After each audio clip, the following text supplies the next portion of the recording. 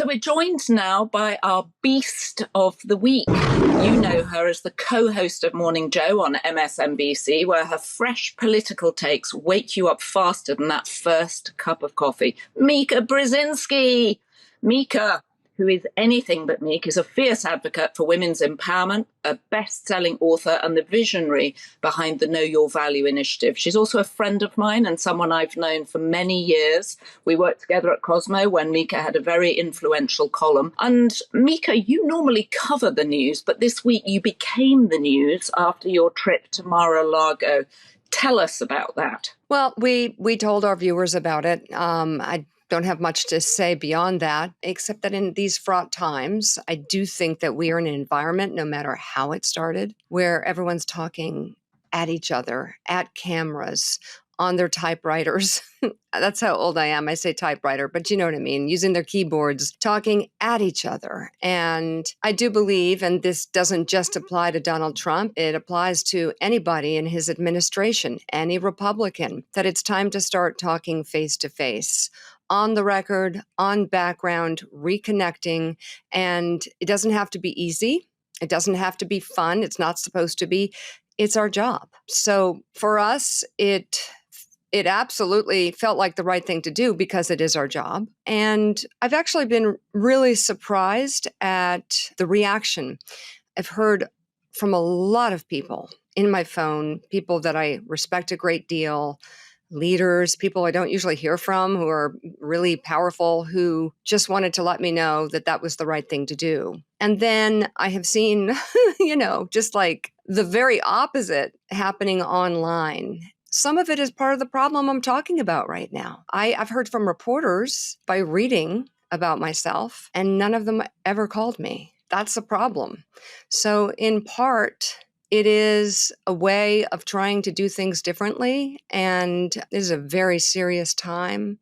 And I take what we did, when we did it, how we did it, why we did it, very seriously. Actually, I was really surprised also by the blowback. Is it possible, because I do personally seek some just kind of like details about what it was like being there? Like, what did you do the outreach? Did he do the outreach? Like, how did it start? Or when did you even begin considering? I'd call it a combined effort because a lot of this was on background. I hope that we have more conversations. I hope we do an interview. So I want to, stick to the guidelines that we put in place, myself, for the interview. I talked to a reporter last night. She was very, very upset that I did this meeting. And I said, well, wouldn't you? I mean, you work for a extremely powerful, credible publication. And she said, well, I would only go in there if there were certain guardrails put in place. There were certain agreed upon boundaries. Right. And I thought to myself, well, how do you know anything about that in terms of what I've done my best to be as transparent as possible in light of the fact that I had a meeting on background, which this person as a reporter would know exactly what that's about. I've been surprised at the backlash. And the way I look at it is people are really scared. It's one of the reasons we went in there is people are really scared about Donald Trump's comments about political adversaries. A lot of people are scared because of what has happened with abortion. These are all issues that are important to me and in some ways personal to me, but definitely personal to the people I really care about. Because he's been so personally toxic. He's been so personally insulting to you. And to Joe Scarborough. Like, what are the guidelines that you set for yourself? Well, I mean, it's my job to interview and talk to people I disagree with, feel threatened by, or who have hurt my feelings in some way. So there's how I do it. I do my job. I mean, do I really not go in there because he tweeted about me bleeding badly from a facelift at Mar-a-Lago, I don't know, 8-9 years ago? I mean, we haven't talked in 7 years. And I will say that's a problem too. So I'm worried about myself and how I conduct myself in this media universe that we're in, taking stock of everything that's happened. I don't regret anything I've said during the campaign, and I stand by it. But I'm also looking at how to do things differently. And I would never turn down an opportunity to gain insider information. Never. Right. So how I handle mean tweets or Right. the personal stuff is that's just not something I'm supposed to worry about. That's my job. If I let that get in the way of me doing my job, I don't think my viewers would appreciate that. Mika, to what extent is so much of this also performative? Because Donald Trump is first and foremost an entertainer. He's a performer. He knows his audience. I've never met him. When you had your conversations with him, is he much milder in person? I find it very difficult to know what he's like, because people say he's very funny, he's very charming. Clearly, half the country voted for him. So you've seen him on our show, Joanna. You have seen Joe hang up on him. Right. You have seen big fights and also nice conversations in the very beginning or when he was the host of The Apprentice. And I would say that he's often very much the same off the air as he is on the air, a lot of different things at once. And that doesn't change his policies, the things that he wants to do in this next presidency, and what he did in his first presidency. And my biggest issue is the overturning of Roe, of course. Right. And so, of course, there and were the tough coarsening moments. of the language, the coursening of the political debate, all of which all I those think things is true. Tell us, was Elon Musk there when you were there? No, it's very private. Well, I guess when you say, because I'm not sure that everybody who's listening to you or watching this interview knows exactly what it means when you say that you were there on background. So does that mean for our listening audience that you cannot talk about just the setting, like you can't set a scene, or what does that mean? I mean, I don't want to make this about me, I guess, is when you sort of ask me about the setting and this and that, I can answer, but it's just not about me. It's not about me. Is it about Mar-a-Lago? Because I've not been there. I'd kill to go, and I would have come with my suitcase, Mika, alongside if you needed a researcher. Joanna wants to know what room you were in. See, this is what I love, because talking to Joanna, first of all, she was a political reporter. So she knows exactly what we were doing and there's no illusions to her. And she would, I think, support any of her reporters going to interview a range of people, whether it be dictators, tyrants, or Republicans or Democrats that we disagree with, or the next president of the United States. You would not only support that happening, you would not require that they report to you immediately before. You require they do their job and do these meetings. And you require that when something is done on background, that you don't then run around talking about it. So I'm sharing as much as I can. I'm also not trying to be dishonest or cagey, because Joanna, you understand what reporters do.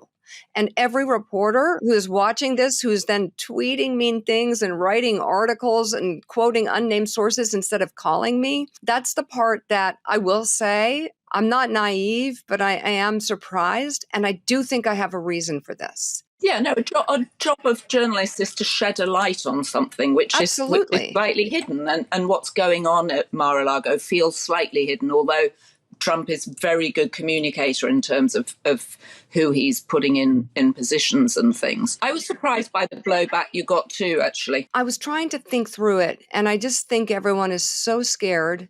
People, whether they're in the media or they are citizens of this great country, I think everybody is feeling scared, disoriented, fearful of the future. And I think I think just for a quick moment, I might be like the punching bag for that. But I'd like to believe we're going to get through this. I have a lot of questions too, though. And I want the chance to ask them. It's so hard to imagine that it hasn't even begun yet. Like, he's not the president yet. No.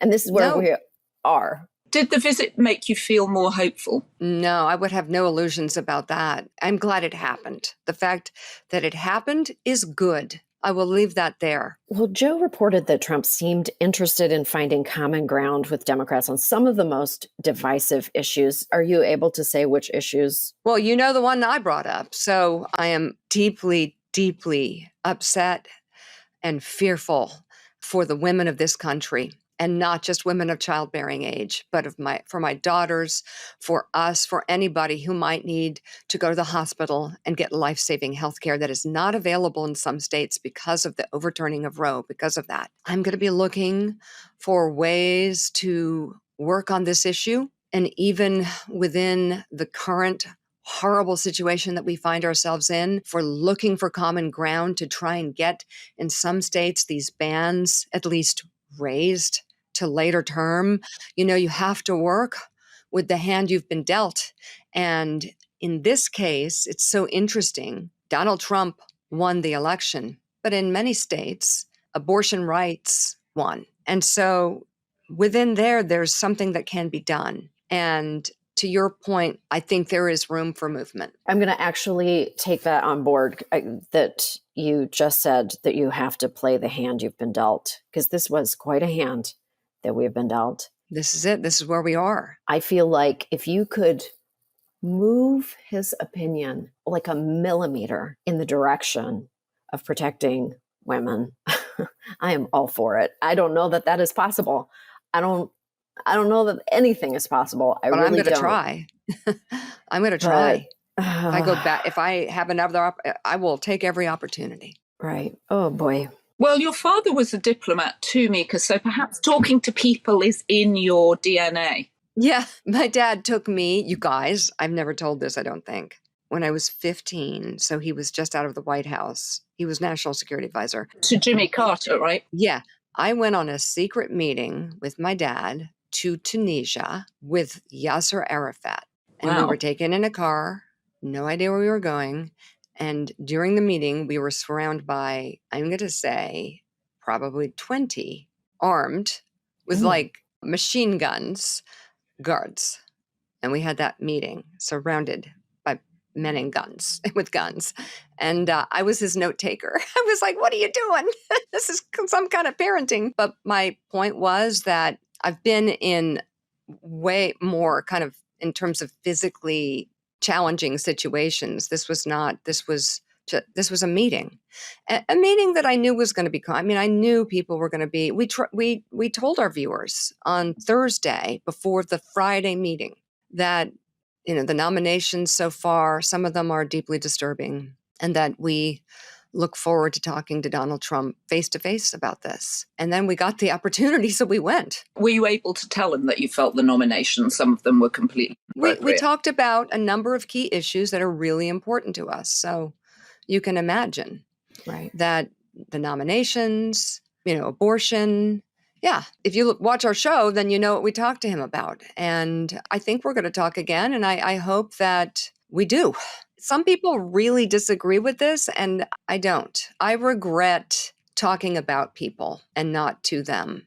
And I've been making a lot of phone calls over the past few weeks, not just because of this, but in general, just looking at where we are, looking at the media universe, and looking at how many unnamed sources are put in articles when you that person could have just called that person. Like, we know each other. Joanna and I were talking yesterday, and we were talking about some of the coverage in the Daily Beast, some of the coverage elsewhere, and we talk to each other and listen to each other and don't have to agree. I think you are right about my dad. My dad and my mom brought us up to learn to disagree and listen. My brother, Ian, is a Republican. He worked in the Bush administration. And my brother, Mark, is a Democrat. He's the ambassador to Poland. And I am the person who talks to both sides. And our family dinners were all about what can we disagree on? Like, I went to the Madeira school. This school, my parents put me in because I was doing really badly in the school that they sent me to, which was a public school. And I was like wearing blue eyeshadow, and I had a Jordache jeans and comb in my back pocket, and I was acting out, and they were like, whoa, this is unserious. Well, we're sending you to see Yasser Arafat. So first you're going to go see Yasser Arafat, and then you're going to an all-girls school. And the woman who interviewed me was the headmistress at the time of the school, and they ended up getting tried and convicted of murdering her boyfriend. And one of our most heated family discussions was about crime of passion. And like, that's the kind of stuff we talked about at the family dinner table. My point is, my father and mother loved to sort of drop the bombs in the middle of the table and have us go at it. And let me tell you, there was a lot of debate about this. And it didn't mean you held on to exactly what your view was at that table, but the freedom to have the debate and the requirement that it is civil was the key. And so my dad and mom would have often many ambassadors, senators, world leaders. We had Deng Xiaoping, the leader of China, to dinner at our house during the normalizations of relations with China. My father said, let's not do a state dinner at the White House. Let's do it at our farmhouse in McLean. And let me tell you something. There were so many disasters that night because we were all stressed out, but it went really well, except for the part where I spilled caviar on him and where we didn't close the flue of the fireplace and the house got smoked. Like, we were all so nervous, but it was an incredibly memorable, historic experience. And it was the greatest example, actually, I guess, of like what it means to talk. It's interesting because so much of the criticism is kind of swirls around the idea of normalizing Trump. And I just want to shake everybody and go, no, he's normalized. That ship sailed long ago. Oh, thank you for saying that, Sam, because I've been talking about that throughout the campaign, what normalization looks like. And when Donald Trump, I tried so hard to tell people, when he says this again and again and again, and at first it's shocking and then it's funny. And these rallies, people are laughing. That's normalization. Yes. But you can interview a world leader you can interview Vladimir Putin as a journalist and not normalize him. You can learn. And you can also take a lot of what he says and put it within the context of what we know about him. So that's why your brain has to operate on enough. Many things can be true at one time. And as journalists, I think we have to be open to conversation, and we have to be open to learning, and we have to be open to talking face to face and talking about each other. And quite frankly, coming after me and Joe about doing this is exactly what someone with nefarious intentions would want. So congratulations, you're playing right into it. Well, may I ask one favor in the future? And that is, can you please sneak Joanna Coles in a duffel bag? I knew you were going to have that. I just can't handle how much she wants to go there and just take a couple of quick pics. Yeah. I can try and make it happen. Okay, I'm relying on you to make it happen. All right. Okay. And also now we understand. I'm thinking that after growing up in that household, Morning Joe must seem like child's play to you. I'm made for it. I was like, this show, when the show started, I'm like, I literally feel like I'm at my family dinner table. We love each other. We disagree, But no one is made to get up as early as you must get up to start the show. Please, I'm obsessed by people's morning routines. What time do you get up, and how do you manage to look like you're always, fresh and cheerful to be there? Well, it hurts, but what does help, honestly, is on the air and off the air. We all really love each other. Our producers, Alex, Dan, Mike, TJ, our director, our entire staff, we love each other, but it's a family. And so it doesn't feel like I'm walking into work. It feels very blended into my life. And I just can't say enough for the people who work for us, who work way worse hours than me. What time do you get up? Like 4. I sometimes try and push it and, really, really push it and sleep till 5, but that's a mess. Can we talk for a second about your organization, Know Your Value, which sheds light on women's success over 50. Does the work feel, like a little I wouldn't know different? anything about that over 50. Joanna. Why are you projecting into the future, Mika? This is years off. Exactly. How dare I be so presumptuous? We just finished college. Does the work feel different now after America once again was given an incredibly accomplished and competent woman over 50 and said, no, thank you, I'll pass? I've heard from women from all walks of life that it's helped them get a raise, literally all walks of life. But now it's about getting the things that you need, being able to communicate your value effectively and knowing what it is. And then the 50 over 50 lists, the aspect of that has unbelievably energized the younger portion of Know Your Value, because for the community, the 50 over 50 lists, which we have a US list and a global list, and we honor 200 women in 4 categories, US and 200 more globally, women who are in their 50s, 60s, 70s, 80s, 90s, even over 100, who are reaching their highest heights, making their most money, having their greatest impact, finding happiness, starting families well over the age of 50. And what I found when I started the first list is I wasn't shedding light on a few women to be kind of nice and condescending in its own way. No, I was uncovering a groundswell, an earthquake. There are so many women. Our first US list had over 10,000 nominations. Wow. And for the younger women, the message of 50 over 50 and all of these women is that you have a different outlook than Joanna and I had. You look at life after 50 and work after 50, and you see something. You see a long runway. You see what you're going to be able to do with your life, and you're going to see all the strange turns and pivots and failures and divorces and things that might happen, and they're not going to be the end. They're going to be a new beginning, and you have a long runway. When I won't speak for Joanna, but when I was 20, and a lot of women on these lists who I've asked this question to because I interview many of them, they never saw anything over 50. When they were younger, 20, 30, when they looked at life and work after 50, they saw white space. They saw maybe darkness. They never saw anything. The Golden Girls were 52. That's right. That's right. But my point is, we've changed the outlook for younger women by revealing the success of women well after 50. We have no you-know-what's left, right? Oh, none. Over 50? None. Gone. And so think how much better we are at what we do, because having you-know-what's. I'll say it. All the fucks are gone.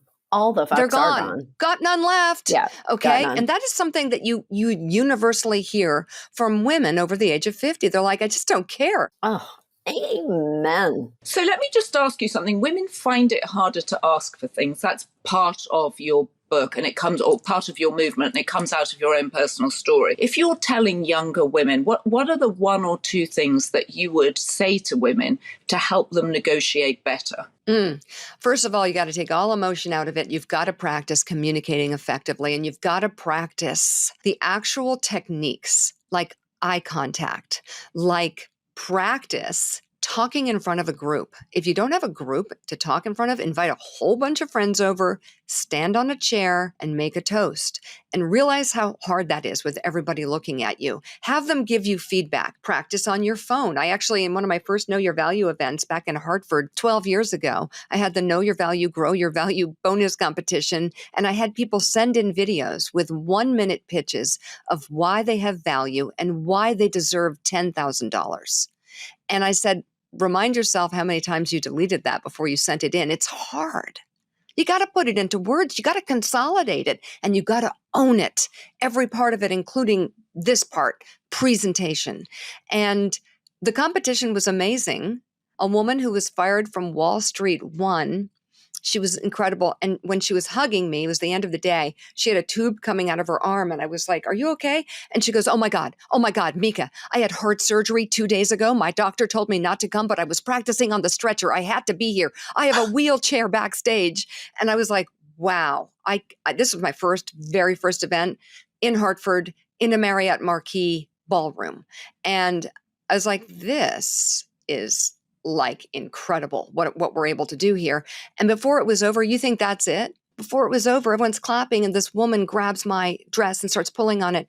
And the runner-up was a single mom who worked in an office and wanted to go back to college, to be the first person in her family to go to college, but she had a child. She wanted to go to night school. She named the college Bay Path College. She was really good, Jennifer Hotchkiss. A woman pulled on my dress and grabbed the microphone. I gave it to her, and she goes, I just want to say something. She goes, I'm the CMO of Bay Path College, Jennifer Hotchkiss, runner-up. Come see me on Monday. You were fabulous, and we're going to give you a full ride.